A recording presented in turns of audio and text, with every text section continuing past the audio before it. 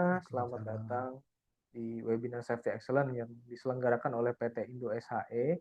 Perkenalkan, nama saya Gali Indra Utama yang akan memandu jalannya acara hingga 2 jam ke depan ya.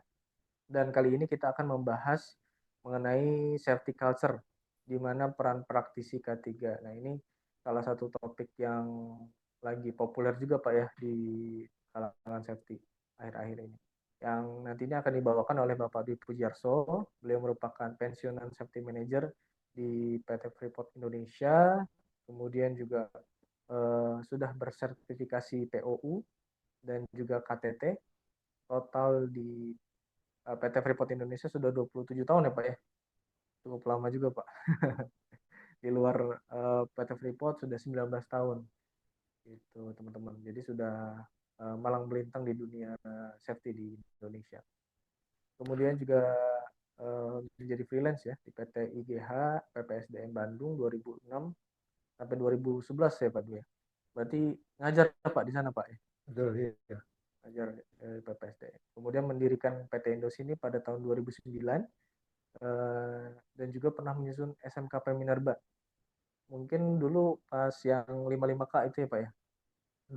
Bukan yang SMKP seri pertama tahun 2014.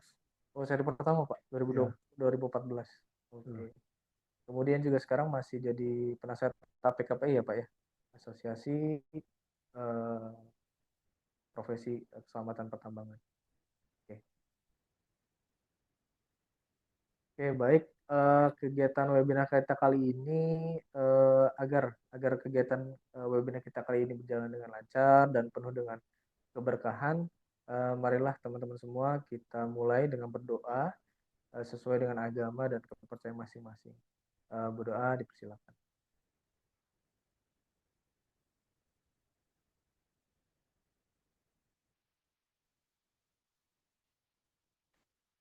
Baik, terima kasih. Kami sampaikan penghargaan yang setinggi-tingginya untuk teman-teman yang hadir tepat waktu ya, karena kami sangat mengapresiasi teman-teman yang bisa menghargai waktu gitu. Kemudian ciri khas program-program Indosi yang ada di website maupun di program pelatihan, webinar, dan lain-lain, itu adalah diintegrasikannya secara kental konsep leadership yang kami sebut dengan the leader way. Gitu. Oke, itu tadi perkenalan dulu dan sebelum kita mulai, saya akan membacakan ketentuan dalam webinar kita kali ini yang eh, perlu diperhatikan oleh rekan-rekan sekalian. Oke, yang pertama, selama presentasi, audio peserta akan kami mute atau dimatikan agar tidak mengganggu jalannya webinar ketika ada suara yang masuk yang tidak diinginkan. Kemudian yang kedua, webinar disajikan dalam bentuk presentasi, diskusi, dan juga nanti akan ada tanya jawab dalam sesi akhir ya. Akan ada tanya jawab di sesi akhir. Jika ada pertanyaan pada awal sesi ataupun pertengahan sesi, jangan sungkan-sungkan kalian untuk mengirimkan di kolom chat di bawah ya. Apabila masih ada waktu, peserta nanti akan diperkenankan bertanya langsung, berdiskusi dengan kita di studio. Kemudian yang ketiga, materi yang ditayangkan merupakan poin-poin utamanya saja teman-teman ya. Jadi peserta diharapkan mencatat pemaparan dari kami dan catatan tersebut akan sangat membantu untuk rekan-rekan mereview kembali materi setelah webinar selesai. Dan materi yang nanti disajikan akan kami share apabila teman-teman perlukan. Bisa mengambil benefit plus ya ini video replay, soft file, materi dan juga e-sertifikat yang dengan menebusnya dengan hanya Rp50.000 saja nanti di akhir sesi ya. Baik, itu tadi 3 poin ketentuan yang perlu dipahami oleh rekan-rekan sekalian. Dan nanti di akhir webinar, silakan rekan-rekan mengisi absensi yang telah kami sediakan. Jadi pastikan stay tune terus sampai selesai. Oke, mungkin langsung aja ya Pak Dwi ya. Jadi Iya. terkait dengan apa namanya safety culture ini. Jadi mungkin eh, apa ya safety culture itu ini kan sesuatu yang beyond ya Pak, beyond regulation, beyond requirement gitu ya Pak. Dan apa namanya banyaknya itu diterapkan di perusahaan-perusahaan besar. Mungkin kesannya itu adalah wah mengaplikasikan safety culture itu suatu yang besar, suatu yang mahal gitu Pak ya. Nah itu kalau dari menurut Bapak sendiri seperti apa sih Pak? Seperti itu. Baik, terima kasih Pak Galih. Assalamualaikum warahmatullahi wabarakatuh. Waalaikumsalam. Teman-teman sekalian, saya panggil teman-teman ya, biar saya masih ketularan muda. Bahwa hari ini kita telah mengkomitmenkan diri kita, waktu kita, untuk bersama-sama, meskipun secara online, membahas sesuatu yang berhubungan dengan hal yang mulia, yaitu keselamatan kerja. Dan kali ini secara khusus, insya Allah kita akan bersama-sama berbagi. Ya. Saya pun ingin dengar juga feedback, kemudian masukan sekalian dari teman-teman semuanya, yaitu tentang safety culture atau budaya keselamatan. Kelihatannya yang disampaikan oleh Pak Galih tadi benar bahwa rata-rata perusahaan yang sudah berniat untuk dianggap bahwa yang ingin membangun budaya K3 atau safety culture itu hanya perusahaan-perusahaan besar dan ini mahal gitu ya. Mahal. Kalau begitu bagaimana kita sebagai praktisi K3 yang pemula ini nunggu sampai nasibnya baik direkrut oleh perusahaan-perusahaan papan atas bisa merasakan ilmu dan pengalaman mengenai safety culture gitu ya. Tentu ini lama sekali dan selama sampai di sana belum tentu semuanya sampai di sana. Ini kita sebagai praktisi K3 bisa saja yang kita lakukan sudah membentuk budaya yang tidak menguntungkan gitu ya. Maka tepat sekali kalau hari ini kita luangkan waktu bersama, kita sisihkan sebentar ya hal-hal lain supaya waktu 2 jam ini betul-betul efektif kita pakai untuk bersama-sama membahas mengenai budaya keselamatan. Budaya keselamatan sebetulnya bukan sesuatu yang mahal, sesuatu yang canggih, sesuatu yang sulit ya. Karena apa? Dalam hidup kita ini, siapapun kita ini adalah menjadi bagian dari budaya gitu ya. Entah budaya di sekolah kita, entah budaya di keluarga kita, entah budaya di kegiatan-kegiatan sosial kita. Itu semuanya menjadi budaya yang kita pun adalah bagian dari itu. Nah sekarang teman-teman sekalian atau kita semuanya ini hanya lebih dulu aja gitu ya, lebih dulu berapa? 27 tambah 19, 46 tahun ya. 46 tahun lebih duluan gitu ya kenal K3 ini, maka sangat telat kalau nanti mengenal atau mengetahui atau memahami budaya K3 ini nunggu direkrut oleh perusahaan-perusahaan papan atas. Dan salah kalau kita jalankan program K3 itu sendiri, kemudian menerapkan budaya K3-nya itu sendiri terpisah. Itu tentu saja tidak tepat. Apapun peran kita sebagai orang K3, ya, maka yang kita lakukan itu adalah sedang mengukir sebuah budaya dan budaya keselamatan. Jadi bisa dibayangkan ya, apapun yang kita lakukan sejak kita datang sampai tempat kerja, kemudian satu shift itu pulang sebagai safety officer setiap hari, apapun yang kita lakukan, baik maupun buruk, semuanya akan menjadi andil di dalam terbentuknya budaya K3 di perusahaan. Dan sebagai safety officer, yang peran kita adalah menurut saya harus peran Binwas, pembinaan dan pengawasan, ya. Maka peran kita ini menjadi peran utama gitu ya, kita menjadi aktor utama yang akan menetapkan skenario atau bentuk budaya keselamatan kerja di perusahaan kita bekerja ini seperti apa. Kita akan menjadi peran utama. Jadi menarik sekali. Pak Kali ya. Ini menarik sekali hari ini. Jadi nanti silahkan diperhatikan betul tentang pada waktu kita membahas mengenai budayanya sendiri, ya budayanya sendiri, kemudian budaya ketiga, kemudian yang lainnya lagi adalah ketika kita berbicara mengenai teori ABC ya, antecedent behavior dan konsekuensi, yang itu adalah proses terjadinya behavior atau perilaku, yang itu adalah akan menjadi bagian dari budaya. Jadi budaya itu kumpulan perilaku yang diterima gitu ya. Jadi nanti di ABC juga perhatikan betul, kemudian peran kita sebagai safety officer dan sebagainya nanti juga bagian itu perhatikan betul, dan kalau ada yang kurang jelas catat, dan nanti kita bahas di belakang atau lewat chat. Kurang Oke, lebih Pak. seperti itu. Ya, berarti sebenarnya kalau misalkan teman-teman nih ada yang jadi safety officer yang baru masuk, itu bisa jadi dia itu ketika dia membiarkan sesuatu kesalahan atau pelanggaran yang gitu, itu jadi budaya juga ya Pak ya, berarti. Tepat sekali. Jadi apapun yang kita lakukan. Hmm. Jadi kalau kita melakukan pekerjaan kita, contohnya yang paling sederhana, kita melakukan inspeksi. Inspeksi kita betul-betul mengikuti apa yang ada di standar, contohnya kalau di pertambangan itu kan Permen 43 ya sebagai POP gitu ya. Gimana inspeksinya POP? Inspeksi terencana. Terencana bagaimana? Memakai checklist terencana. Jadi pakai checklist inspeksi itu, ya. Pakai checklist gitu ya.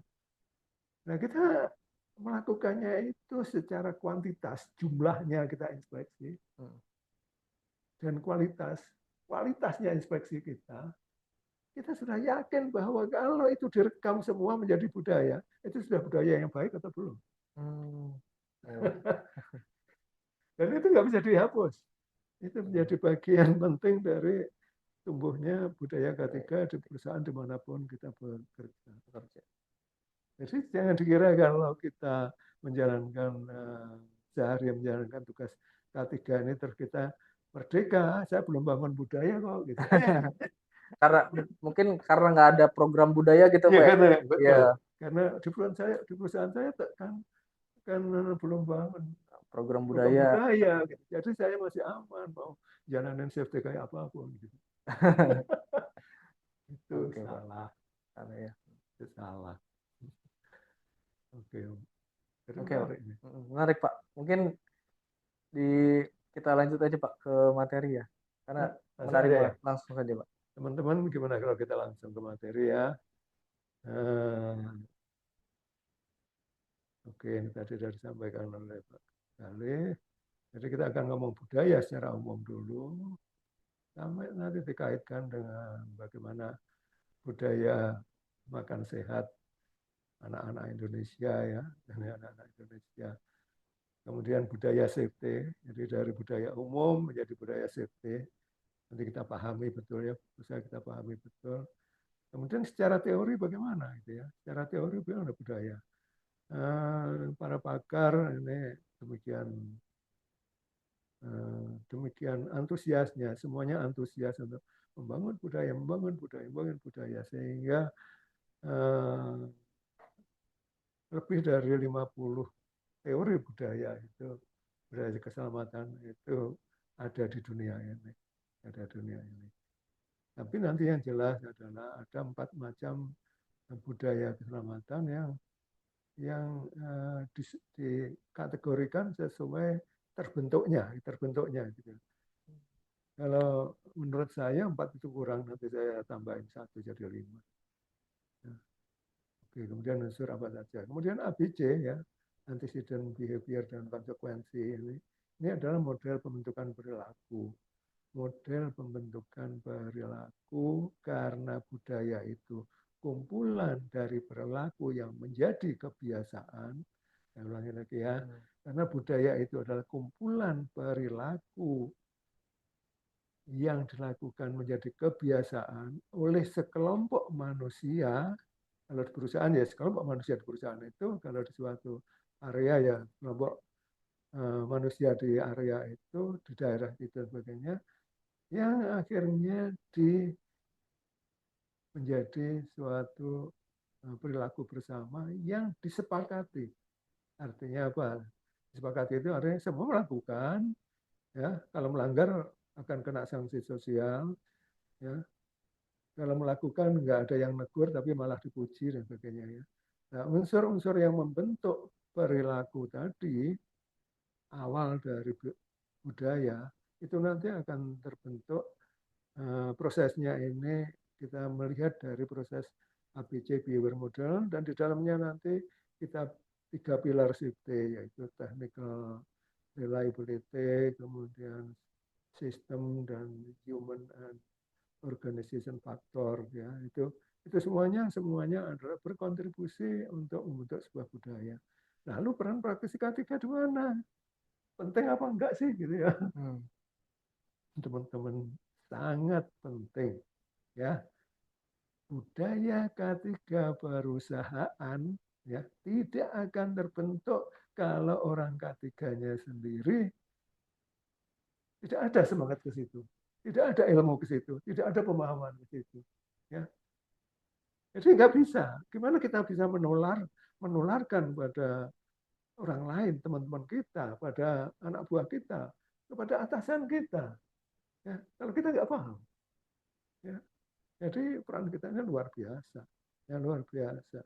Meskipun perusahaan menyatakan diri belum akan membangun budaya K3 dalam waktu pendek, nggak peduli itu, ya, nggak peduli, ya, kita lakukan aja apa yang terbaik, karena itu akan menjadi awal dari terbentuknya budaya K3, ya, yang baik. Oke, nanti ada Q&A dan ada closing remark. Oke, baik. Sekarang apa itu budaya? Ini video hanya 90 detik, ya, 90 detik. Video ini perhatikan betul-betul, sedetail mungkin perhatikan baik-baik video yang hanya 87 detik ini. Oke, ya, 87 detik.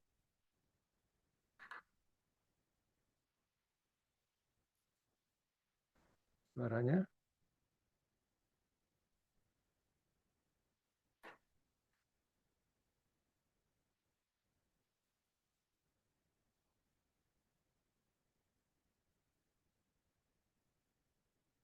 Sudah dikenal ya, di mana ini?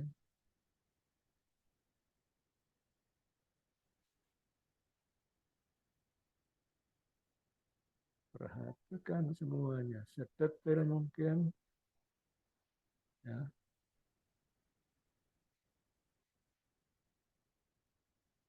Perhatikan sedetail mungkin.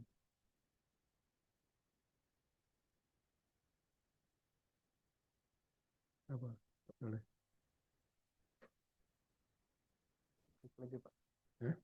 Ya, diklik lagi. Betul. Diklik lagi aja Pak. Perhatikan ya, perhatikan betul ya. Apa yang mereka lakukan, perhatikan betul.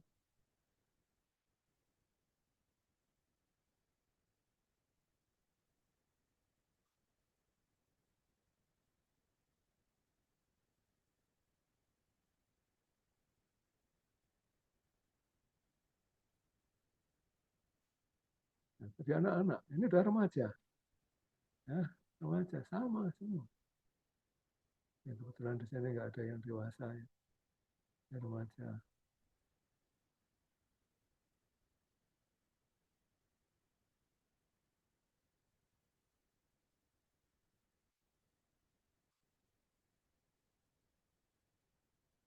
Oke, terima kasih. Ya. Oke, saya pikir teman-teman sudah tahu ini. Ini kira-kira budaya di negara mana? Itu kayaknya di Jepang ya Pak ya. Jepang, ya, benar. Jepang ini. Jadi apa itu budaya? Budaya itu kebiasaan. Jadi kira-kira yang kita lihat kebiasaan apa itu? Itu berterima kasih Pak. Iya, apa? Masa dia teriak terima kasih gitu? Enggak kan? Apa yang dia lakukan? Dia membungkuk gitu Pak. Iya. Kapan membungkuknya? Setelah menyeberang Pak. Setelah nyebrang, ya. Jadi setelah nyebrang membungkuk ke arah mana? Ke arah mobil yang berhenti. Karena mobil yang berhenti. Ya, jadi itu kebiasaan yang terus-menerus dari perilaku sekelompok manusia. Manusia mana tadi? Jepang, Pak. Jepang, ya, Jepang terus-menerus sampai menjadi budaya. Kira-kira mereka melakukan itu sudah berapa lama sampai menjadi budaya seperti itu? Waduh, kayaknya ratusan, mungkin ribuan ya, Pak. Ribuan Ribuan tahun ya, tahun. Ya. ribuan tahun. Budaya itu terbentuk sudah sampai ribuan tahun. Di Indonesia ada berapa macam budaya? Oh, banyak, Pak, kayaknya, Banyak Pak. ya. Apa yang tanda-tanda apa yang membedakan bahwa satu area budayanya berbeda dengan area yang lain? Contohnya Mungkin yang dari paling Jogja dengan mudah, Batak gitu ya. iya, Itu tanda-tandanya apa bahwa budayanya beda? mungkin bahasanya mungkin. Bahasanya beda, bahasa daerahnya Bahasanya beda. beda. Apalagi Kemudian ada tarian-tariannya, Pak. tariannya berbeda. Tradisional beda juga. Oke? Pakaian, Pakaian rumah berbeda. adat beda juga, Pak. Ya, makanan. Dan sebagainya itu adalah tanda-tanda. Sehingga kalau suatu kelompok manusia sampai terbentuk sebuah bahasa, bukan dialek ya, bahasa, maka kira-kira mereka tidak berkomunikasi berapa lama? Lama juga, Pak. Lama sekali ya, lama sekali. Iya. Jadi kalau di Papua itu sendiri sudah sekitar atau lebih dari 200-an bahasa ya, bahasa mereka, itu berarti hanya di balik gunung saja mereka nggak saling berkomunikasi sekian ribu tahun. Kemudian mereka melakukan itu dengan kesadaran sendiri tanpa disuruh. Jadi mereka semuanya membuka itu ada yang nyuruh atau Nggak ada, Pak. nggak ada ya, kesadaran sendiri ya. Ada Itu sendiri. budaya kesadaran sendiri. Maka dari itu kenapa ini harus jadi ketiga harus jadi budaya. Baik kesadaran sendiri yang tumbuh. Dan itu karena meyakini. Kenapa dia sampai dengan kesadaran sendiri datang dalam diri sendiri, nggak disuruh pun melakukan, karena meyakini sesuatu. Karena meyakini sesuatu. Apa yang diyakini? Nilai-nilai baik, mulia, tinggi, dan bermartabat. Kira-kira nilai-nilai tinggi bermartabat apa yang diyakini oleh orang Jepang? Orang Jepang tadi. Mungkin karena rasa berterima kasih, Pak, gitu. Sudah diberi jalan gitu kan. Sudah Jadi adalah sesuatu yang baik, mulia, tinggi, bermartabat. Kalau habis ditolong orang, dibantu orang, itu terima kasih. Terima gitu ya. kasih. Terima kasih. Memangnya dia baru ditolong apa? Dia apa namanya? Diberikan jalan, Pak. Oh, jadi diberi kesempatan untuk nyebrang, nyebrang, jalan. gitu ya. Iya, Nyebrang. Terus dia memberi kesempatan itu mobilnya berhenti. Oh, berhenti. Jadi diberi kesempatan. Jadi mobil berhenti.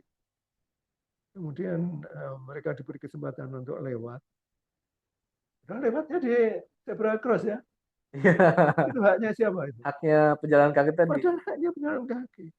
Tetapi bagi masyarakat Jepang, bahwa diberi kesempatan pengendara saja sampai berhenti, memberi kesempatan jalan, nyebrang, sehingga dia bisa menyeberang dengan aman sampai di ujung, di seberang jalan.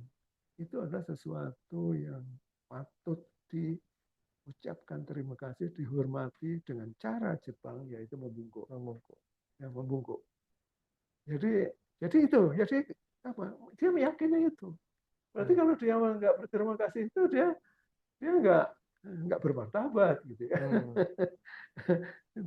dia bukan tinggi, dia bukan orang Jepang, mungkin bisa diteriakin kayak gitu. Kalau orang tuanya ngelihat mungkin marah juga gitu.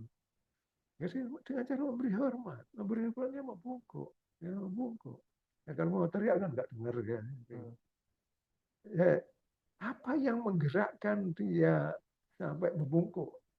Ya, membungkuk dalam rangka menghormati dan menghadap ke kendaraan ya, kendaraan yang berhenti tadi, itu karena namanya mindset. Sikap, bahasa Indonesia sikap atau mindset. Mindset itu pola pikir dan pola rasa. Jadi ada otak, ada hati ya. Ada pola pikir, ada pola rasa. Jadi contohnya adalah bahwa nyeberang itu perlu terima kasih, itu kira-kira lebih pola rasa apa lebih pola pikir? Pola rasa mungkin. Pola rasa ya. Pola rasa. Kalau pola pikir kayaknya nggak masuk akal. Karena kan haknya dia gitu kan. Haknya dia, betul. Haknya dia. Kalau orang Indonesia nyebrang itu gimana?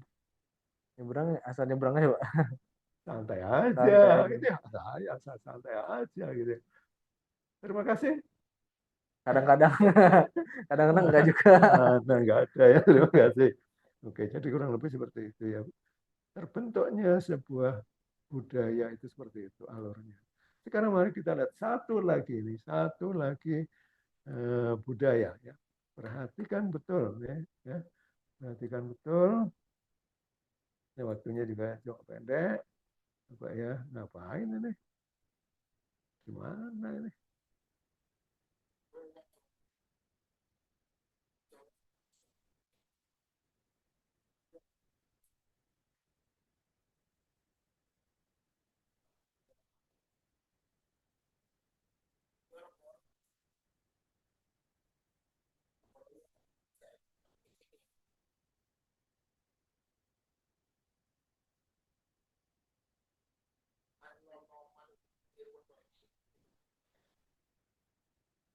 Ini ya.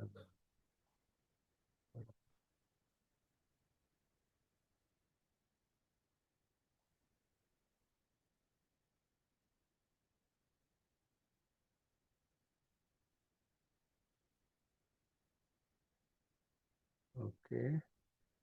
Hmm. Kalau tadi di Jepang ini di Ini di Jawa Pak kayaknya. Di Jawa Jogja mungkin ya.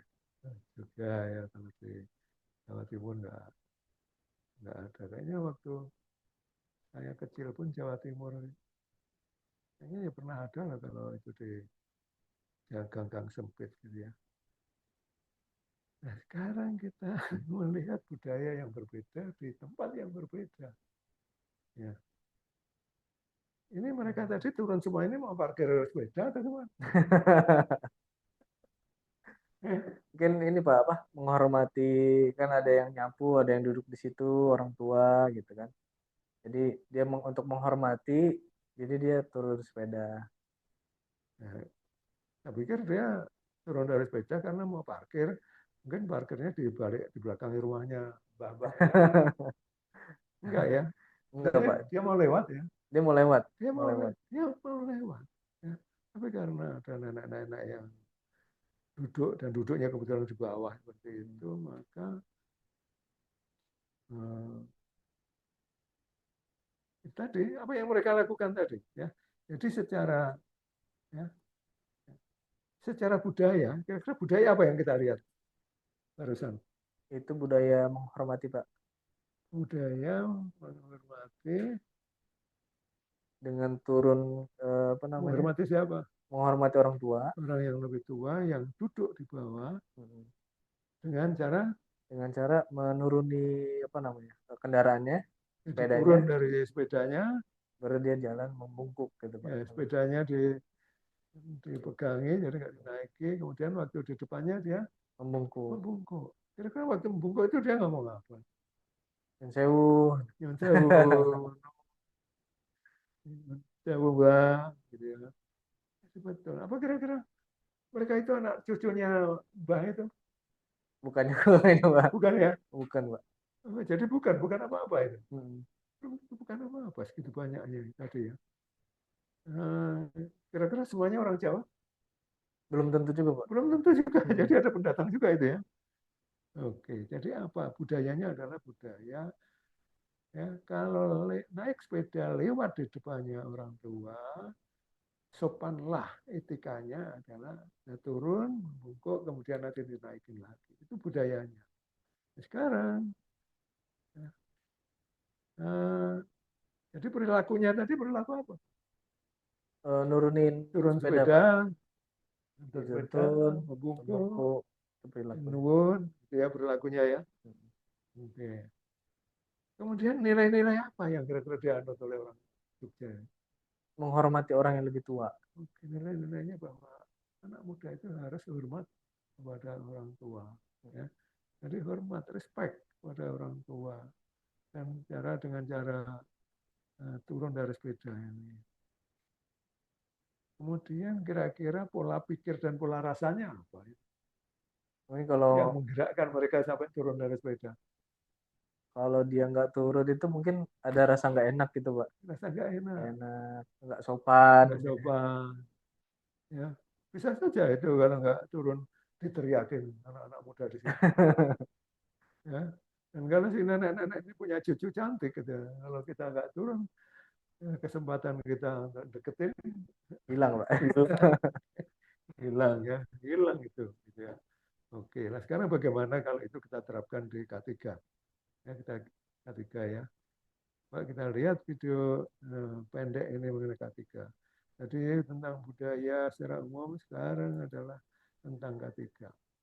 Perhatikan apa yang sedang dilakukan. Ya.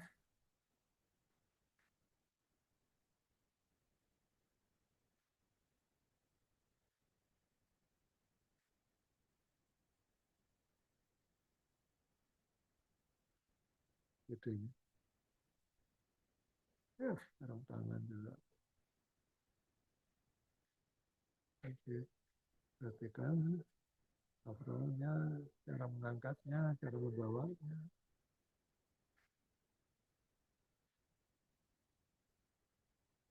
Oke. Ya. Sekarang apa budaya apa yang di sini kita sedang lihat sekarang? Tadi mungkin budaya ini Pak, apa? Menggunakan APD lengkap. Jadi budaya memakai APD lengkap APD lengkap. yang diwajibkan di area situ. Hmm, Di area situ. Tiap area kan berbeda-beda. beda-beda Pak. Ya, karena dia kayaknya di steel manufacturer gitu ya. Maka ya lengkap sekali dari semuanya. Jadi budaya berpakaian K3. Tadi juga apa? Mereka sedang melakukan apa tadi? Angkat beban Pak. Angkat beban. Angkat beban. Olahraga maksudnya angkat beban. Ya? Angkat beban berat gitu Pak untuk Angkat pekerjaan. ya, angkat barang berat gitu ya, kan barang berat, memindah barang berat ya Beda. dari bawah ke atas tadi ya. Maka apa apa yang budaya apa yang dia terapkan di situ tadi? Dia posisinya bener Pak gitu. Posisi benar ya. Dari cara ngangkatnya gitu ya sesuai dengan. Oke, jadi pada waktu ngambil dia dengan jongkok, berdirinya punggungnya tetap lurus, ya, tulang belakang tetap lurus. Kemudian yang mengangkat adalah otot-otot paha ini yang kuat. Kemudian waktu muter dengan seluruh badannya. Hmm. Waktu membawa dijaga punggung ini tetap lurus. Hmm. Ya. Kemudian waktu ditaruh, naruhnya juga. Jadi bawa bebannya enggak dijaga supaya dekat dengan tubuh, supaya beban tulang belakang ini sekecil mungkin. Jadi bukan jauh begini ya. Dan kemudian sampai taruh. Itu adalah menunjukkan budaya. Jadi budaya. Tadi ada orang lain enggak? Nggak ada Pak. Kok Nggak dia kelihatan ya. kok dia melakukan itu apa ada CCTV yang ngawasi? Karena mungkin karena kemauan dirinya sendiri Kemauan Pak. diri sendiri, ya, kemauan diri sendiri. Ya. Oke, jadi apa? Jadi perilaku dia adalah perilaku memakai APD, Memakai APD lengkap. perilaku apa lagi? Mengangkat beban sesuai dengan Mengangkat ya, ketentuan. barang berat, membawa barang berat, gitu ya, dengan benar. Kemudian nilai-nilai yang dia kira-kira nilai-nilai yang dia anut apa? Kalau memakai APD dengan lengkap itu dia bisa memastikan bahwa dia itu selamat gitu Pak. Selamat itu penting gitu buat dia. Oke, jadi nilai-nilai apa? Bagi dia Hmm, bekerja selamat itu penting, gitu ya. penting. Jadi kalau saya bekerja sembarangan, saya celaka, ini Hmm, ya ini rugi sendiri, gitu ya. rugi sendiri. Jadi nilai-nilai bahwa bekerja di daerah pabrik ini steel ini ya, maka saya harus disiplin safety-nya, ya. APD-nya lengkap, cara mengangkat beban. Karena dia di daerah steel ini pasti yang dilakukan itu yang diangkat itu berat-berat semua. Iya. Kan nggak ada ngangkat kasur gitu, nggak ada gitu ya. Nggak ada. Maka nilai-nilainya ada. Safety menjadi nilai-nilai dia. Jadi meskipun nggak ada orang yang ngawasi, ya supervisornya juga nggak ada di situ sebagainya, dan nggak perlu CCTV dan sebagainya. Ya. Kemudian jadi perilakunya apa tadi perilaku? Ya, perilaku pola mindsetnya apa? Mindset dia apa ini? Dia merasa rugi Pak kalau misalkan apa namanya eh, melakukan sesuatu hal yang salah atau melanggar kemudian celaka gitu. Dia rugi, Oke. Jadi merasa rugi. pola pikirnya adalah nanti saya rugi kalau hanya ngangkat begini saya celaka gitu. Ya. Betul. Oke. Apa lagi? Ada pola pikir, pola rasa apa lagi? Kalau pikir bahwa menggunakan APD lengkap itu sesuatu hal yang bagus, profesional Oh, gitu Pak. bagus profesionalnya. Jadi tampilnya Iya. bangga ya kalau di foto itu tunjukkan anak-anaknya itu anak-anaknya bangga gitu kan. Ya, istrinya bangga gitu. Apa lagi pola rasanya? Pola rasa mungkin eh, apa ya Pak? Sesuatu hal yang bagus gitu apa yang dia lakukan gitu Pak. Oke.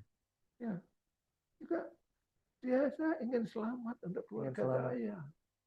Ya, dia punya ada rasa emosionalnya, pola rasanya ini bahwa saya harus selamat untuk keluarga saya, anak-anak Hmm. masa depan mereka gitu ya. Hmm. Jadi ada rasa itu, itulah ya safety sudah menjadi budaya. Oke, jadi kita sudah melihat 3 video yang pikir sudah sangat jelas. Maka sekarang kita lihat definisi ini. Definisi ini saya nggak akan bahas satu persatu, silahkan nanti dibaca sendiri. Tapi intinya bahwa ada lebih dari 50 definisi safety culture di para ahli di dunia ini. Ada yang Zepopedia, ya, ada Mr. Lee ini, yang tapi mereka rata-rata punya kesamaan ya, ada belief keyakinan, ada persepsi, ada sikap atau mindset, ada perilaku atau behavior, ada nilai-nilai atau value ya, kemudian ada ya, sikap, ada cara, bahkan budaya itu ada yang disebutkan budaya keselamatan adalah cara kita menjalankan K3 di sini. Ini Cara. sederhana ya. Jadi budaya K3 itu apa sih? Budaya K3 itu cara kami menjalankan K3 di sini. Hmm. Sederhana itu ya. Sederhana. Jadi kalau tadi saya kembali kepada kita, yang kita perankan tadi contohnya APD aja males pakai. Gitu. Itu Hmm. sama saja, ini adalah Cara cara kita menjalankan K3 di sini. Tanpa, tanpa apa namanya ada yang menegur, ya tanpa artinya kalau dia melanggar tadi, dia juga ngomong begitu kan. hmm. Kalau dia nggak pakai APD kan dia, kalau dia nggak pakai APD kan dia juga inilah cara kami menjalankan K3 di sini tanpa Hmm. APD gitu ya. Tanpa APD. Kalau kita ngebut ya, ini cara kita. Jadi apapun yang kita lakukan ini akan menjadi cara kita, menjadi budaya kita, baik maupun buruk. Buruk. Ya, baik maupun buruk. Ya. Jadi ini yang perlu dipahami betul sehingga orang safety ini harus betul-betul jadi role model. Tidak boleh orang safety ini menjadi model K3 yang buruk. Ya. Hmm. Karena apa? Pasti jadi budaya. Meskipun budaya K3 yang buruk. Ya. Oke, jadi ini adalah kesamaan-kesamaannya.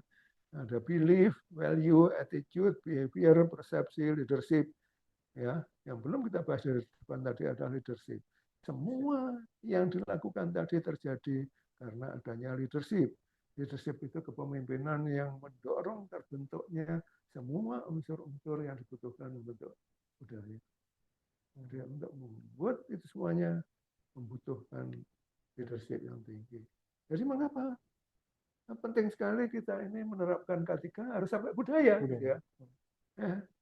Harus sampai budaya, gitu ya. Kenapa? Karena kita ingin K3 ini kalau di perusahaan kita nih, kalau lampu itu on terus gitu ya. Hmm. Jadi jangan sampai K3 ini kadang-kadang on, kadang-kadang off, Oh. kadang-kadang on, kadang-kadang off. Ya, apa masa kita selamat kadang-kadang selamat. Kalau kita pamit dengan istri mau berangkat kerja ini, pamit anaknya. Ya kayaknya hari ini papa selamat ya. Mungkin nggak diizinkan pergi itu ya, nggak diizinkan pergi. Ya. Kemudian budaya K3 yang baik itu otomatis akan mencegah terjadinya insiden kecelakaan. Hmm. Ya. Kalau tidak atau jarang sekali terjadi kecelakaan, maka proses produksinya gimana? Lancar terus, Pak. Lancar terus, Lancar terus. lancar, nggak terganggu, nggak terganggu apa. Jadi kalau kita bisa menciptakan budaya ketika yang baik, yang membuat area kerja kita selamat, itu produksi itu lancar, nggak ada yang ganggu.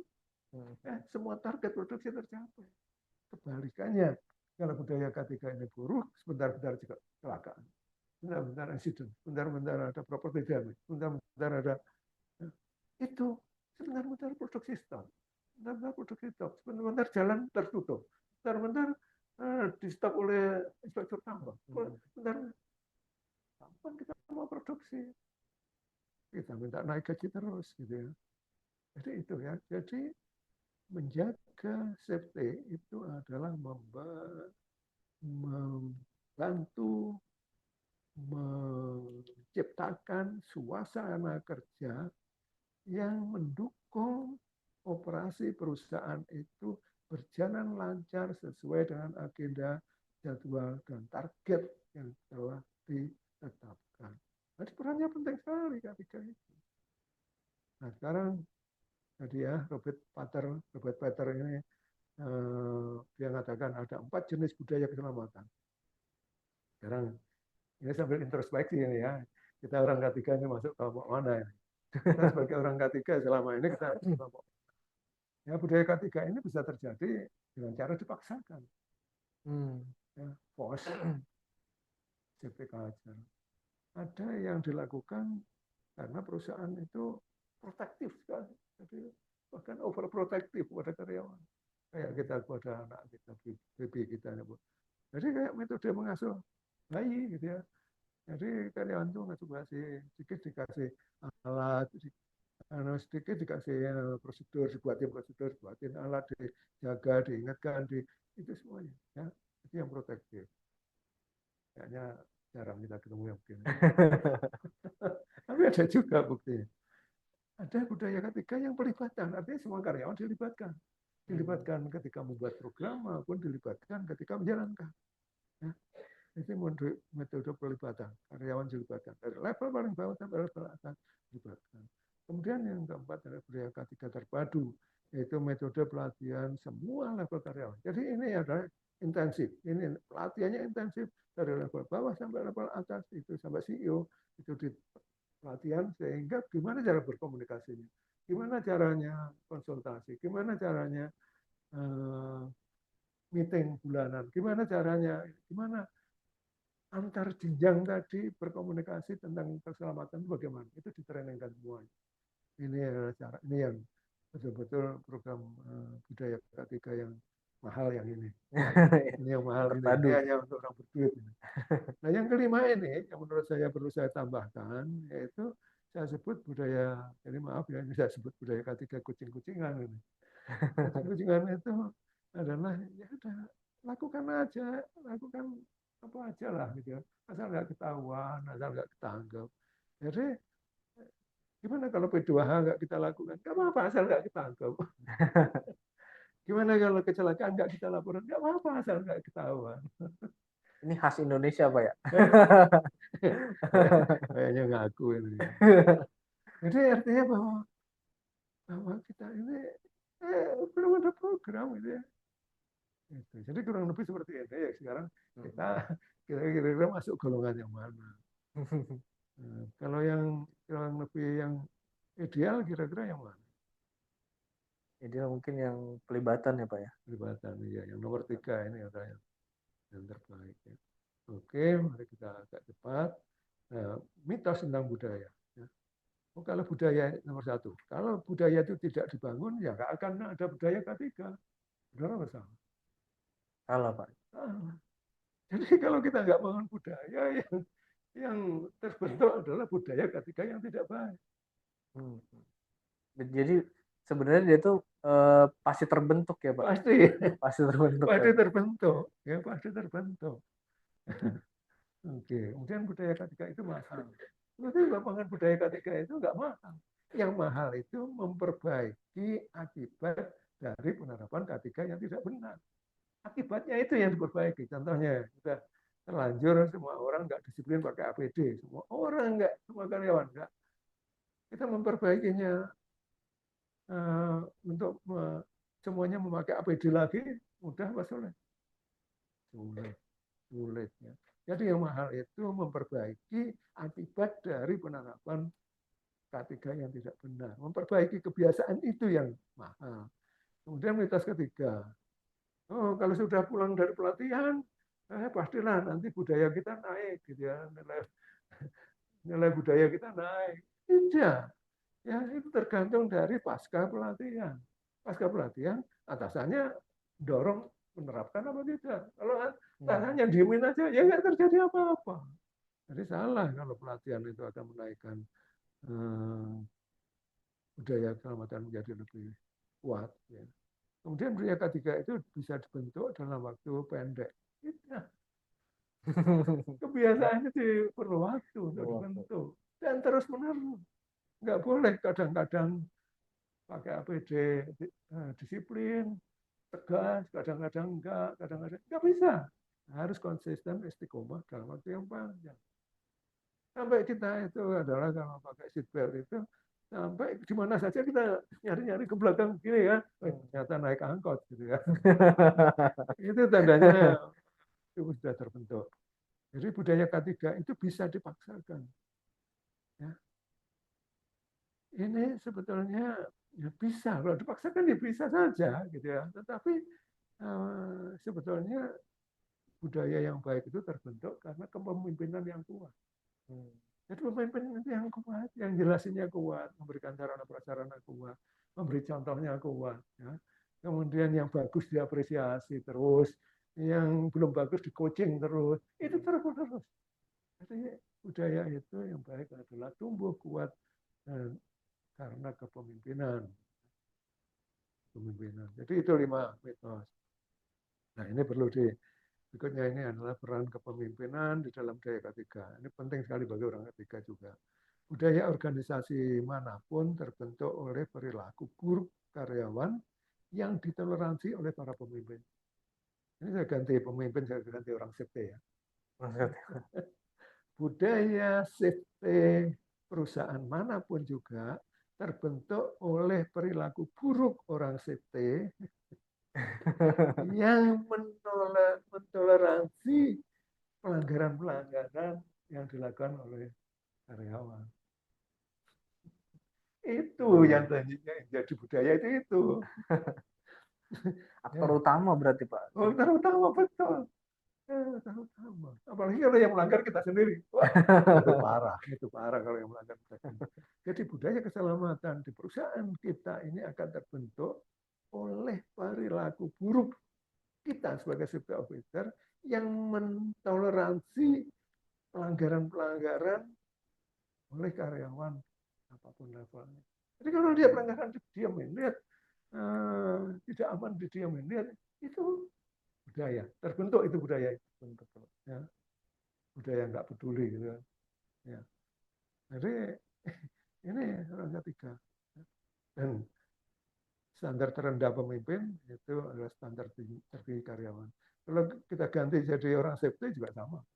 Standar terendah safety di perusahaan, standar safety terendah safety officer di perusahaan akan menjadi standar tertinggi safety karyawannya. oleh karyawannya. Oke ya. Ini kayak begitu. Ini silakan saja nanti ditelusuri masing-masing mana yang berminat. Jadi semuanya bikin alur sendiri-sendiri mengenai budaya. Nanti silakan saja. Tentunya jelas memimpin itu memegang peran vital dalam membangun budaya keselamatan. Ya, sehingga arahnya kemana, ekspektasinya apa, sumber daya yang dibutuhkan apa disediakan, diberikan energi yang mendorong terus-menerus sampai ketiga ini terbentuk dan semakin baik secara berkesinambungan, sustain, gitu ya, sustain. Nah kita orang ketiga ini, maka dari itu peran kita ini, kalau menurut pengalaman saya, peran kita ini harus peran binwas. Ada membina dan hanya ada mengawasi. Kalau hanya mengawasi saja, nggak membina, kapan kita mau bangun? Nanti kita hanya polisi aja kalau kita hanya ngawasin aja. kita polisi. Ya, kita harus membina. Bina itu apa tadi ya? Ya, ikut menentukan arah perusahaan, ikut mengawal arah perusahaan, ikut mengkomunikasikan ekspektasi keselamatan perusahaan pada karyawannya, ikut menyediakan sumber daya yang dibutuhkan untuk menerapkan K3, ikut mendorong, membantu, peduli, membuat semua level karyawan itu bisa melakukan peran K3-nya masing-masing. Nggak ada yang jadi penonton. Nggak jadi penonton. Jadi kita nggak bisa hanya ngawasi karyawan kamu harus pakai APD, harus pakai P2H, harus kerja harus dengan CSR. Nggak bisa, kita hanya nuntut, nggak bisa. Kita juga wajib membina. Artinya apa? Memastikan bahwa kita ikut melatih atau memastikan mereka dapat pelatihan yang cukup, memastikan bahwa mereka dapat sarana prasarana yang benar, memastikan bahwa mereka itu ada pendampingan dan sebagainya kalau itu dibutuhkan. Itu tugasnya orang K3, jadi bukan nuntut saja. Suasana keselamatan perusahaan berbudaya K3 baik nih, yuk kita bermimpi sebentar ya. Andai kata kita bekerja di sebuah perusahaan yang budayanya sudah baik, budaya K3-nya sudah baik. Kira-kira apa yang kita ketemuin sehari-hari ini apa ya?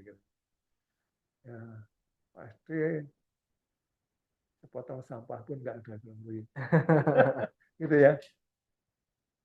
Kalau ketemu orang pasti pakai APD-nya lengkap. Oke, kalau kita lupa pakai APD, pasti ada yang ngingetin gitu ya.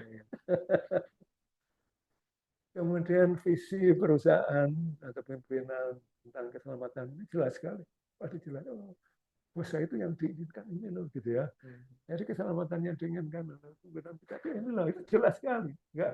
Enggak kabur. Ini bos itu maunya apa sih? Kita enggak jelas. Gitu, jelas sekali. Harapan keselamatan perusahaan yang diharapkan pada kita sebagai safety officer apa? Harapannya yang diharapkan dari supervisor apa? Yang diharapkan dari operator apa? Jadi ekspektasi keselamatan yang diharapkan ke setiap karyawan sesuai jabatannya itu jelas semua. Nggak ada yang bos itu maunya gini tuh, nggak ada, semuanya jelas. Ya. Aturan K3-nya jelas, tidak ada yang menjebak, ada aturan K3 yang ragu-ragu. Jelas di awal ya Pak? Jelas di awal, pasti. Bahkan tadi dengan pelibatan membuatnya aturannya pun melibatkan. Sehingga jelas sekali kamu dilibatkan buat. Ya, nggak ada yang ragu-ragu. Pembagian peran tanggung jawab jelas. Akuntabilitasnya jelas.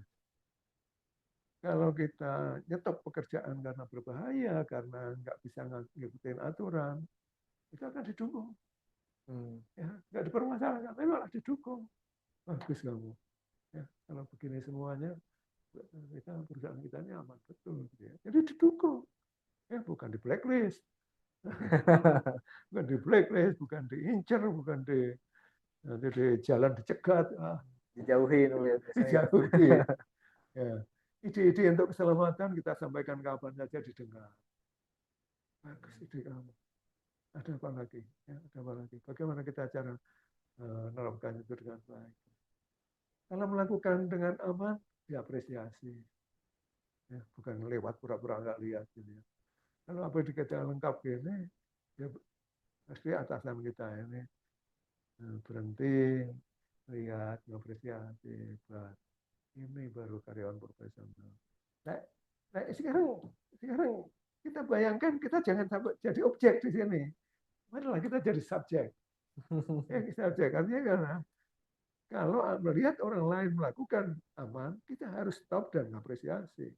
Kalau ada karyawan yang punya ide-ide, kita stop, kita dengar. Kalau mereka menghentikan pekerjaan karena berbahaya, kita sebagai orang safety, kita stop langsung. Bagus. Saya dukung. Kamu, saya pastikan aman, nggak akan ditindak. Ya. Jadi kita sebagai orang safety harus jadi subjek di sini, jangan jadi objek. Ya, melaporkan insiden diapresiasi. Ya. investigasi insiden ya, itu sampai ketemu root cause, ya, sampai ketemu root cause, ya, bukan mentargetkan orang, gitu ya. Hak mendapat pelatihan terpenuhi. Jadi enggak apa minta-minta, wah saya ini supervisor belum POP, gitu ya, belum POP, untuk ini antri panjang. Ya, HR itu sudah menjadwalkan. Jadi kalau naik posisi sini, haknya pelatihan itu ini. Sudah jelas. Ya, jadi nggak usah nuntut. Bahkan kadang-kadang ada yang karyawan dikirim pelatihan nggak mau ini, bisa ditindak atau dia digeser. Digeser gitu. Ini RMS dilaporkan dan diinvestigasi dengan serius. Ya, jadi investigasinya bukan iseng-iseng, bukan sekedar menggugurkan Kewajiban. kandungan gitu ya. Ya, APD alat keselamatan berkakas yang semestinya terpenuhi, inspeksi tuntas, ya, inspeksi sampai tuntas, gitu ya. Artinya apa? Inspeksi itu ada yang dilakukan oleh top manajemen, oleh middle manajemen, oleh supervisor, ada inspeksi oleh orang safety, ada inspeksi oleh pekerja, ada inspeksi oleh operator, dan itu semua inspeksi itu berjalan dengan baik dan saling mengawasi satu yang lain, saling memperkuat. Dan arahnya inspeksi ini adalah apresiasi, coaching, ya, bukan blaming, bukan nyalain. Orang ketiga sebagai sumber daya yang helpful. Jadi kita sebagai orang ketiga ini jadi sumber daya yang helpful, resources, ya. Jadi bisa kita sebut kadang-kadang kita dibutuhkan jadi tamus berjalan, kadang-kadang kita dibutuhkan menjadi advokat yang melindungi, ya. Oke, baik. Itu adalah suasana, kurang lebih suasana. Nah, kita ini sekarang kita bisa ngecek diri kita sendiri. Kita sedang berada di dalam suasana K3 yang perusahaan yang K3-nya kayak apa dibandingkan dengan tadi. Dan ingat bahwa kalau yang terjadi adalah masih jauh dari kondisi tadi, maka yang kita pertanyakan pertama adalah peran kita sebagai orang safety. Karena ini mengenai K3. Kalau mengenai keuangan nanti orang finance, kalau mengenai SDM nanti orang HR gitu. Tapi ini kan mengenai safety, ya harus kita, ya. Oke, ini contoh yang sederhana makan sehat. Kira-kira adik kita, ya, kalau ada yang punya anak, sudah punya anak, tanya ya, apakah semua adik-adik kita di rumah itu atau seluruh anggota keluarga di rumah itu sudah berbudaya makan sehat, ya, selalu makan sayur, selalu makan buah, gitu ya. Begitu apa tidak? Kira-kira anak-anak sekarang. Apakah kebiasaan makan tidak sehat anak memang diajarkan oleh orang tuanya? Mungkin enggak juga, Pak. Artinya yang ada sekarang apa? Lalu dari saya training offline dimanapun juga, saya tanyakan apa anak-anak kita ini berbudaya makan sehat. Semuanya makanan, budayanya makanan instan. Makanan instan.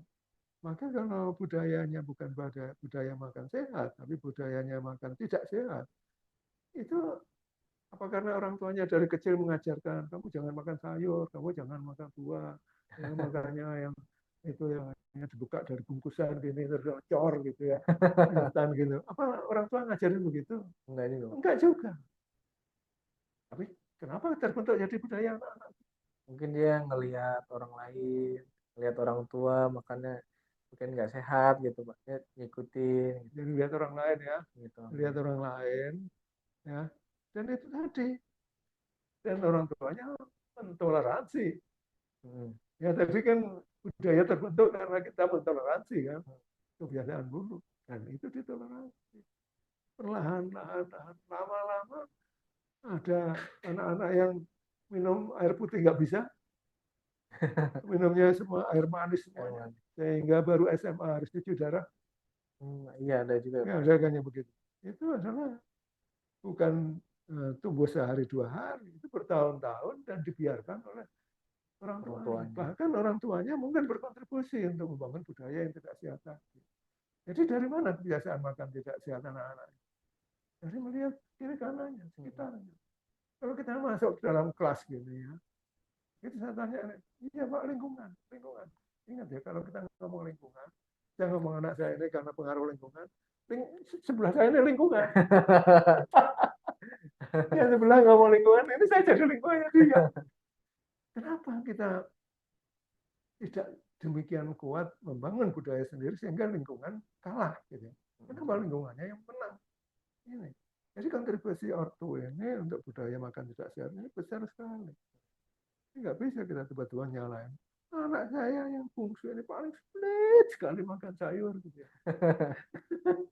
Ya, ya. Kemudian untuk memperbaikinya apa mudah? Susah itu, Pak. Susah, ya, susah.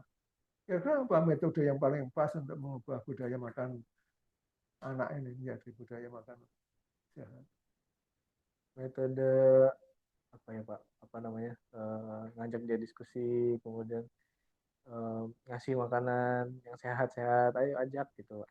Oke, jadi kalau kita ada di flowchart-nya, ada flowchart belief, nilai-nilai, kemudian ada sikap, kemudian ada perilaku, ada kebiasaan dan sebagainya ini, maka sebaiknya ya harus kita pahamkan dulu. Pahamkan dulu. Ya dipahamkan dulu, kemudian dilibatkan untuk melakukan perubahan. Jadi pelibatan tadi. Pelibatan. Ya, jadi kemudian pelan-pelan dilakukan ya. Transisi.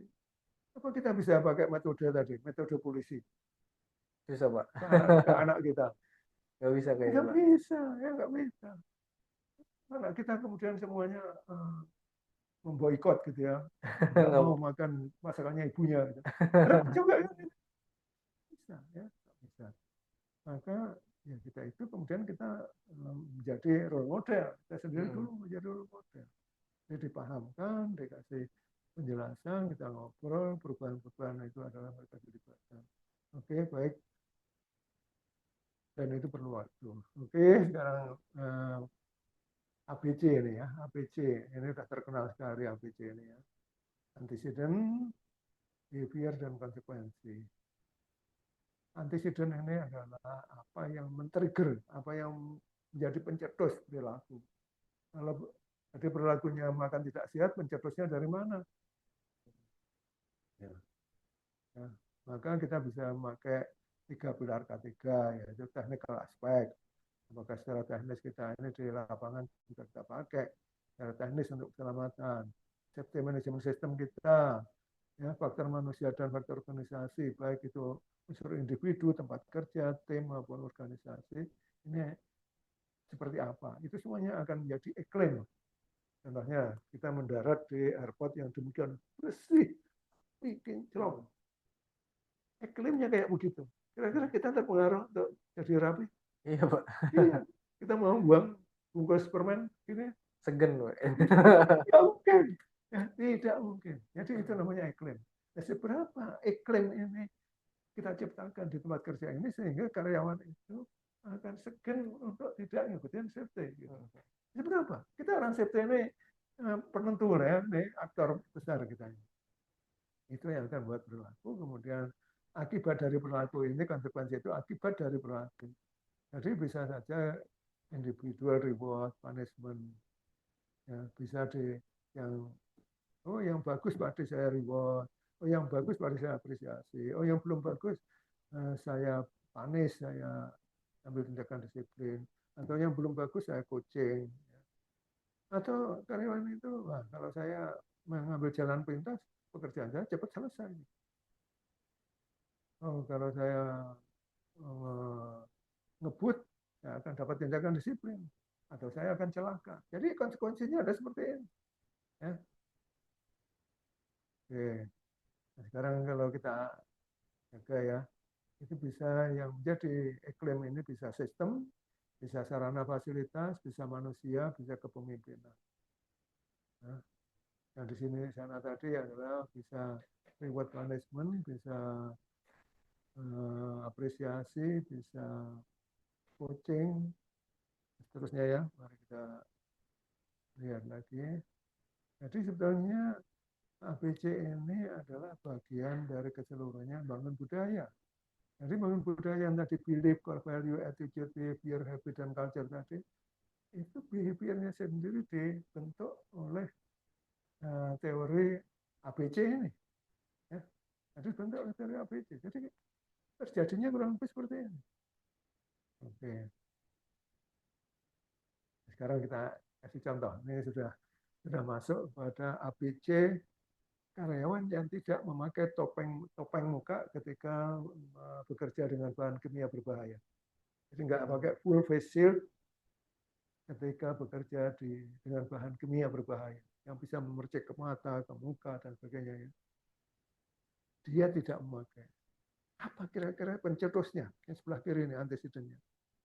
Oh, topeng APD, topeng mukanya nggak ada, rusak. Jadi fasilitasin gitu Pak. Ya, rusak.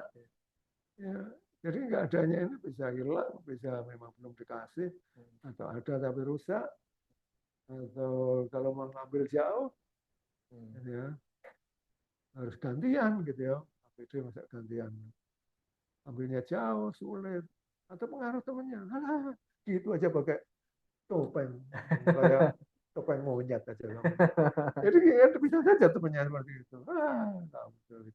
Ya, anaknya anak mama aja. Gitu aja pakai topeng. Bisa saja temannya yang ngomong. Atau tidak ada waktu. Waduh, kalau ngambil dulu ini nggak bisa ini. Jadi harus waktu nggak cukup gitu. Kalau saya ngambil dulu, pakai dulu, nggak cukup. Gitu. Bisa saja. Atau lihat yang lain juga nggak pakai gitu ya. Nggak ada di sini, nggak ada yang pakai. Di sana sini nggak ada kan yang pakai. Ya, ngapain kita pakai? Atau belum ditraining. Atau pada jam-jam tertentu yang pasti nggak ada pengawas. Nah, kalau jam-jam begini nggak ada pengawas, pasti orang safety nggak ada jam begini, nggak ada orang safety gitu ya. Kucing-kucingan tadi Pak. Iya, pokoknya ada nggak ketangkep. Kemudian pemahaman bahaya yang rendah. Di dalam diri tadi bang, oh bahan kimia itu kalau kena gini saya cuci sebentar aja nggak apa-apa kok. Gitu. Pemahaman seperti itu, ya pemahaman yang salah.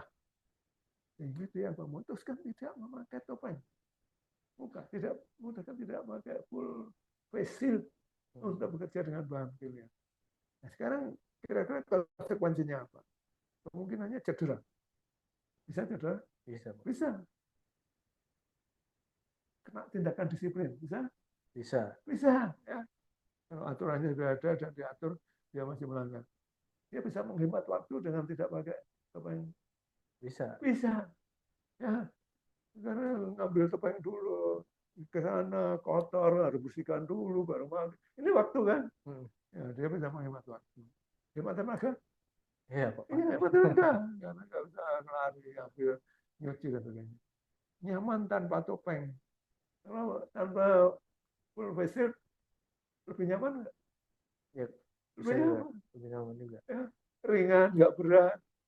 Ya, pandangan? Pandangan juga jernih, Pak. Nggak tertutup ya. Ya, dibandingkan tertutup, ya, penglihatan jurnal. Kemudian teman-teman, begitu dong, itu baru cowok betul. Itu baru cowok betul. Jadi sekarang konsekuensinya kurang lebih kayak begitu ya. Untuk berperilaku tidak pakai topeng. Sekarang di belakangnya saya kasih tanda ya. TPTS, TPTS. Ya. Semua ya, semua reward atau konsekuensi itu ya yang akan memberikan dampak mengganti atau membentuk perilaku itu ditentukan. Ya. Artinya bahwa konsekuensi yang mengubah perilaku itu yang bagaimana? Ya. Konsekuensi yang kalau terjadi pasti. Jadi pertama adalah pasti. pasti terjadi. Kalau melanggar pasti terjadi, gitu ya, pasti. Dan kalau terjadi segera, gitu ya. Terjadinya segera, nggak nunggu bulan depan gitu, nggak. Jadi segera. Ya. Jadi konsekuensi yang sakti yang bisa mengubah itu kalau pasti terjadinya, terus terjadinya segera, gitu ya. Kemudian terjadinya individu, bukan kelompok, gitu ya, bukan kelompok. Itu adalah ciri-ciri yang kuat. Sekarang kita lihat, ya, kalau dia nggak pakai topeng, apa pasti cedera? Kalau Kalau gitu, dia nggak pakai topeng, ya, apa dia pasti cedera? nggak pasti, Pak. Nggak pasti, tidak pasti. Apakah eh, cederanya segera? Enggak juga. Enggak juga. Jadi tidak pasti dan tidak segera, gitu ya. Sama saja. Apakah merokok itu pasti mati? Enggak. Enggak, gitu ya. Jadi TP. Semua yang TP, TS, gitu ya, itu akan lemah. Konsekuensi Hmm, yang TP, TS lemah. Menghemat waktu. Pasti apa enggak? pasti, Pak. Pasti. Segera enggak? Segera. Dapat manfaatnya segera ya. Iya, langsung kan. Langsung kan. Hemat tenaga? Hemat tenaga, Pak. Pasti segera. Nyaman tanpa topeng? Iya. Pasti segera. Teman jadi suka? Mm-mm. Pasti segera. Penglihatan lebih jelas? Pasti segera. Itu tantangannya luar biasa membuat konsekuensi-konsekuensi ini bisa mengubah perilaku mereka. Apa kalau kita hadiahnya adalah, oh hadiahnya akhir bulan gitu. Ah, oh ya akhir bulan harus ada, ya, akhir bulan harus ada syarat dan ketentuan berlaku. Ya, lebih lagi. Ini ada lagi yang berlaku tidak menyelenggarakan safety meeting. Alasannya apa? Nggak ada ruangan, pekerjaan banyak. Jadi seorang supervisor tidak menyelenggarakan safety meeting untuk gurunya, alasannya tidak dapat ruangan, pekerjaan banyak. Supervisor yang lain juga nggak menyelenggarakan safety meeting. Ya, selama ini sanksinya juga tidak ada, paling nanti di performance appraisal tahunan lah, masih lama itu, kurang pelatihan, memahami pentingnya safety meeting itu rendah, tidak jelas ekspektasinya. Ya, dan akibatnya tadi itu tadi mau TP, TS, P dan S itu kita berlomba-lomba. Oke, silahkan nanti P2H-nya, P2H alat ya. Oke, baik, kita sampai pada topik yang terakhir. Ya Allah, masih bisa tepat waktu. Peran praktisi K3 terus apa ini perannya? Sebagai praktisi K3 peran kita ini apa? Kalau kita melihat regulasi, siapa yang bekerja di tambang, itu tugasnya orang K3 pertambangan atau keselamatan pertambangan. Itu ada dua, tugas K3 dengan tugas KO. Jadi kalau secara regulasi ini, ya, regulasi ini, ya bayangkan ya sekilas saja mengenai KO itu ya. Itu isinya mengumpulkan.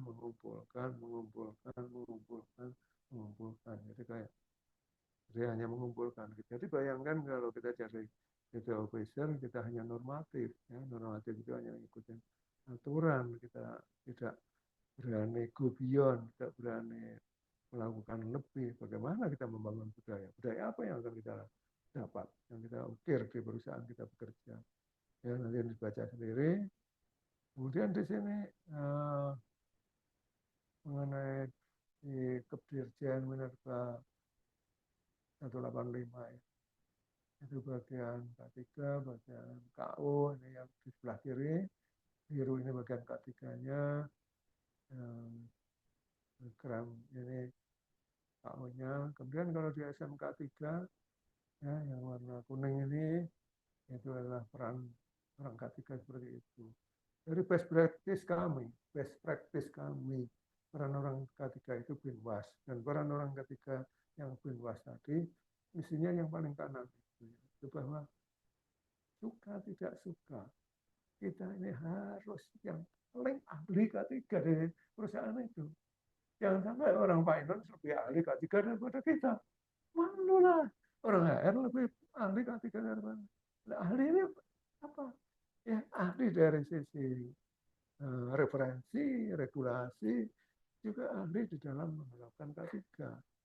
Ya, ahli dalam mendeteksi bahaya, hazard awareness, dan sebagainya. Kita ahli, paling ahli. Yang kedua adalah kita ini jadi sekretaris semua organisasi K3. Untuk menjalankan K3 itu banyak sekali organisasi-organisasi fungsional yang harus dibentuk selain organisasi struktural. Nah, orang K3 ini cukup jadi sekretaris saja, ya, jangan jadi ketua. Nah, jangan jadi ketua. Siapa? Kira-kira kalau kita jadi, kenapa kita sebaiknya jadi sekretaris saja, bukan jadi ketua? Mungkin karena kita nggak punya wewenang untuk menentukan gitu Pak. Jadi Kalau ada kata mereka nggak tahu, terus kita anggap kita punya wewenang.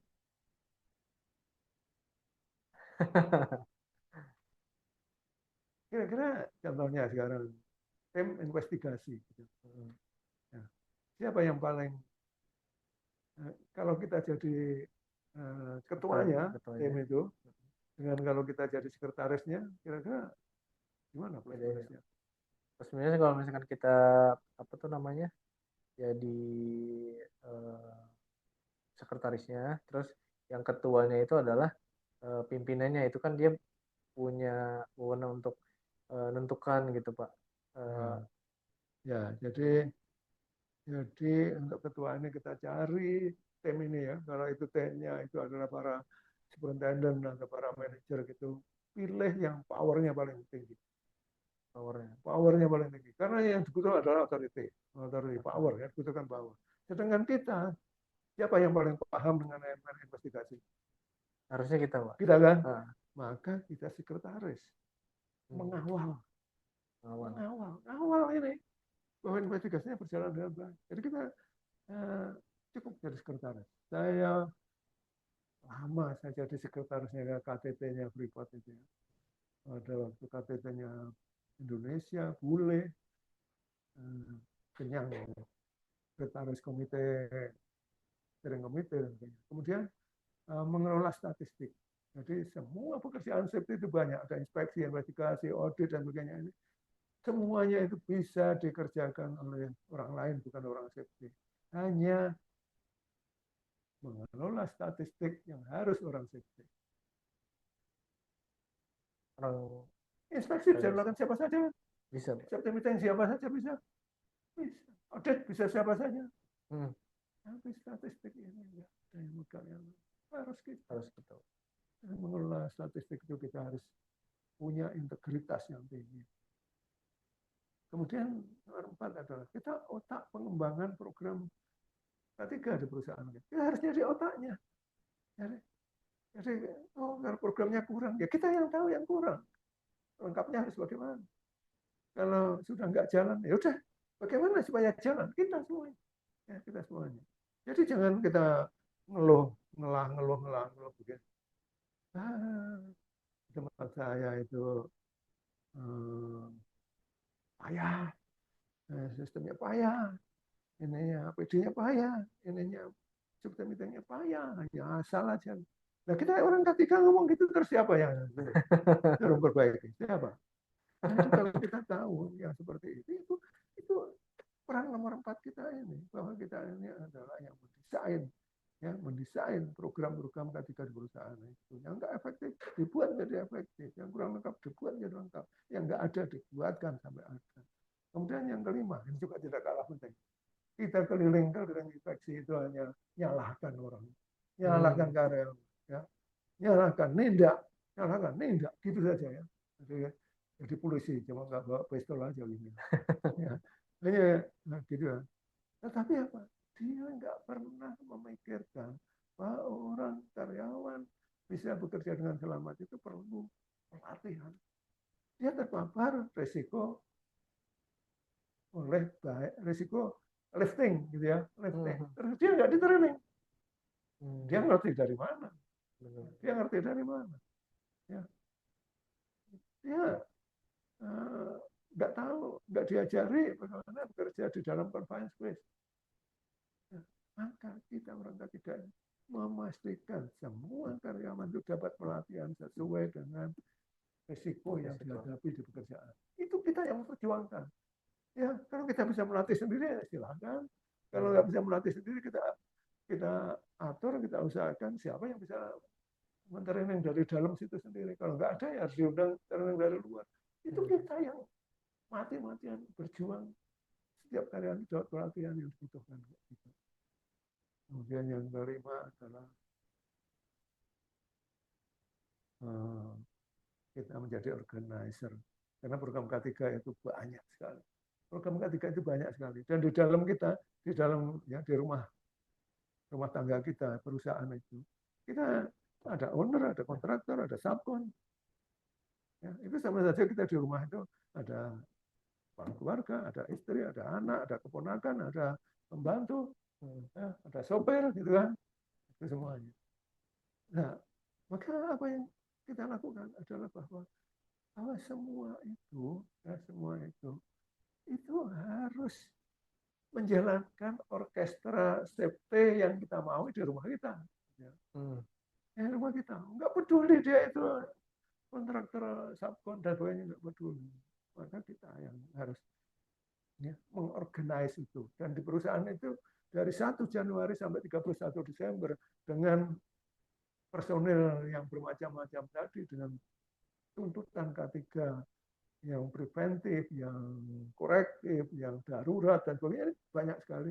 Itu yang diorganize dengan cantik dari 1 Januari sampai 31 Desember. Dan yang terakhir adalah evaluator. Jadi menginspeksi, ngaudit, ya, ini semuanya ya, assessment dan sebagainya adalah kita. Rata-rata dari kita ini bangga yang nomor 7 saja. Evaluator, ya, bangga di evaluator saja. Tapi yang nomor 1 sampai 6 kita rata-rata nggak peduli. Ya, karena saya katakan ya, paling besar evaluator itu 20-30%. Sisanya itu adalah nomor 1 sampai 6. Ya, gitu. Oke, maka perannya apa? Yaitu peran praktisi K3 adalah sadari benar bahwa setiap peran K3 kita ke karyawan, apapun yang kita lakukan ke karyawan, itu akan menjadi budaya, baik maupun buruk. Ya, baik apapun. Kita sapa karyawan dengan baik, kita apresiasi, kita coaching, apa dia kita tindak, apa kita, itu semuanya akan menjadi budaya. Tinggal budaya baik apa buruk, itu aja. Kita sendiri yang melihat. Jadi jangan banyak orang ketiga yang wah, undang konsultan dari sana, terus berharap kita dapat level 3 terencana. Gitu. Nah, sehari-hari kita yang jalani. Mau mengharapkan ada apa namanya, keajaiban yang turun dari langit. Gitu ya. Kan kita tiap hari yang jalanin. Kita jalanin inspeksi ini benar apa tidak? Kita menangani investigasi ini benar apa tidak? Kita ajak karyawan ini ngikutin aturan berlalu lintas dengan baik apa tidak? Itu semuanya yang kita tahu sehari-hari. Ya, kalau ingin melihat keajaiban, ya, seberapa kuantitas dan kualitas K3 yang Anda bina di perusahaan Anda, itu akan menjadi budaya K3. Ya. Capailah kuantitas dan kualitas tinggi. Artinya apa? Ya, kalau saya melihat contohnya begini ya, induksi karyawan.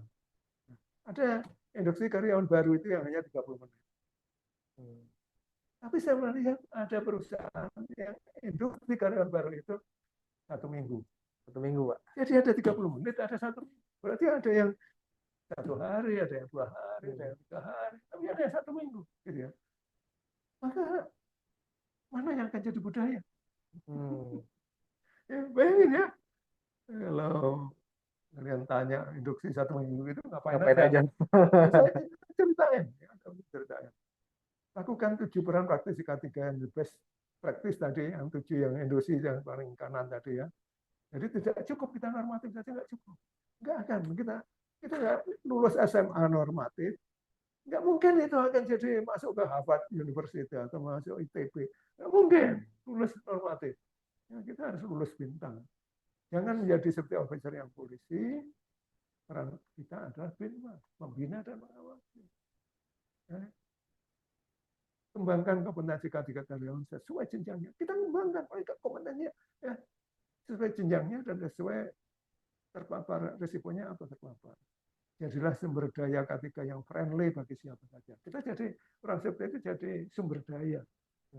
Ada yang minta advice ya Pak, ada yang minta saran, ada yang minta referensi regulasi apa, ada yang minta ini, ya, ada yang perlu dibantu, ada yang perlu di-training, ada yang perlu itu kita resources ya, kita resources ya. Oke. Dan friendly gitu ya. Karena itu yang akan jadi budaya. Jadilah role model keselamatan. Role model contoh. Jangan kita ngomong texting, no texting while driving, no texting while driving. Kita sendiri Kayak gitu juga, Pak. kita sendiri begitu ya.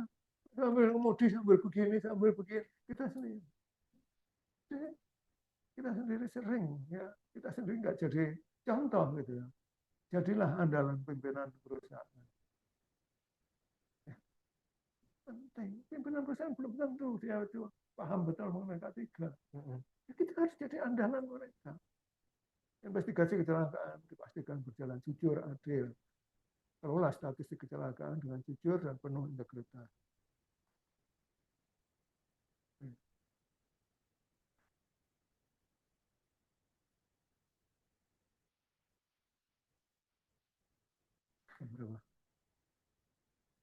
Oke, baik. 3 menit aja. Kalau membangun budaya ketika yang baik, ya itu ikuti 9 kerangka, 9 kunci dari kerangka di bawah ini. Pertama, komunikasikan nilai inti perusahaan, demonstrasikan kepemimpinan K3 kita sebagai safety officer dari diri kita dulu. Perjelas perilaku K3 yang diharapkan. Jadi apa yang diharapkan oleh supervisor itu? Ya, mereka peran POP. Apa yang diharapkan oleh operator? Perannya sebagai operator. Apa peran sebagai pengawas operasional? Itu semuanya kita ini ya, perjelas perilaku mereka. Kemudian personalisasi program. Artinya apa? Program daftar risiko kritis itu daftar risiko kritis supervisor punya dia sendiri, JSA dia sendiri, buat sendiri. Ya. SOP kru kita. Jadi dibuat personalisasi. Kemudian tetapkan pola pikir, pola rasa, mindset yang K3 yang positif. Ya. Kemudian akuntabilitas K3 yang melibatkan, artinya melibatkan semua, melibatkan operator, melibatkan pekerja, melibatkan supervisor, melibatkan middle management dan seterusnya. Tingkatkan kesadaran risiko K3, ya, kesadaran risiko K3 sampai mereka memahami betul seberapa tinggi bahayanya, boleh dilanggar apa tidak. Sistem manajemen K3 yang efektif, dan yang terakhir adalah pemantauan aktivitas kinerja K3 secara pribadi maupun secara area owner.